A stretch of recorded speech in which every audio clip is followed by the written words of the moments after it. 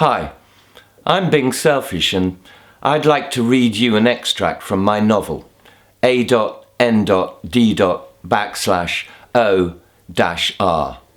and or for short. It's a modest tale of anarchy, monarchy, malachy and mayhem. Chapter 42. Gentleman's Club. Sir Decad's delicate silver dessert spoon scooped up another portion of the baked beetroot, praline, blackberry and okra crumble with hazelnut and cream dressing. A flurry of flavours resounded around his jowl-based face, infusing the busy editor's late afternoon with a welcome ingestion of pleasure off a plate. He went back to work, surrounded by virtual texts and headlines. Holocubes up, he resumed barking furious instructions to his frenzied staff back in Northcliffe House. Effing do it now. I said I want real filth on this OR lot, not idle gossip and tittle-tattle. Do something on the latest Russian troop build-ups near the Polish border, but give it an English angle. Get me a list of previous Russian atrocities.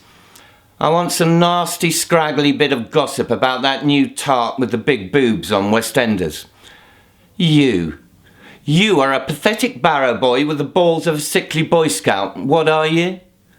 Crumbs and tiny blops of cream scattered across the fine, deep, berry-red leather armchair in which he reclined in a private, soundproofed recess within the respectful and hallowed walls of the Lord Palmerston Room in perhaps that most exclusive of all clubs, the Athenaeum.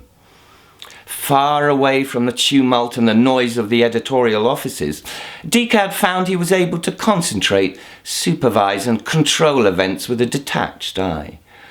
He mercilessly examined each room and cranny, on the watch for loafing and transgression.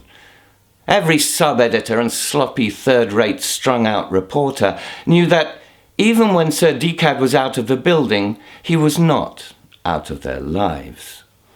I can see you, Miss Roadkeeper. You've done nothing for the last 30 minutes but stare into your buttermilk tea. No, Sir Decad. I've been thinking about the best way to approach the... He flicked off her voice and pressed another of the holocubes bouncing about in front of his crumble-filled presence. Steve Foster from the Home and Domestic Affairs Department had signalled him on the Blue Route. Absolute importance. His blubbery, greasy, worm-like features popped up on a cube. So, Steve, you old ratbag, after 10 years of cocking everything up, you finally got some news for me. You can say that again, boss. I think it's bonus time for your favourite investigative reporter. Decad had brought the cube into the foreground and expanded it. Foster's nasty, unctuous mug appeared, life-size. His bleary eyes moved shiftily amongst an ocean of blubber and fat. At last I have in my possession the holy grail of modern reporting, the El Dorado of journalism, something that will knock the cocks and tits off the rest of the media pack and put us, show me what you've got and stop piddling about, growled the impatient Decad.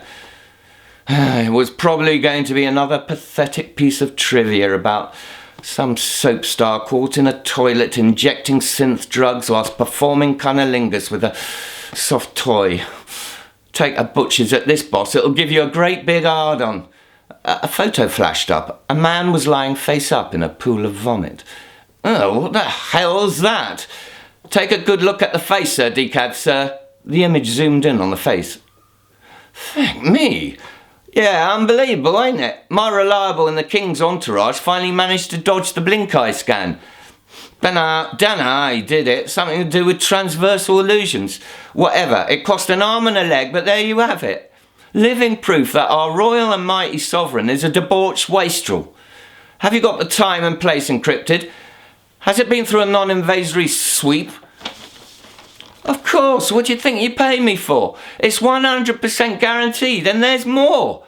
Decad flicked through the delightful set of images commemorating the King's night out. There he was in all his misbegotten glory, dancing half naked, groping, falling over, puking, comatose. A very nice set of shoots. Why didn't you tell me about it earlier?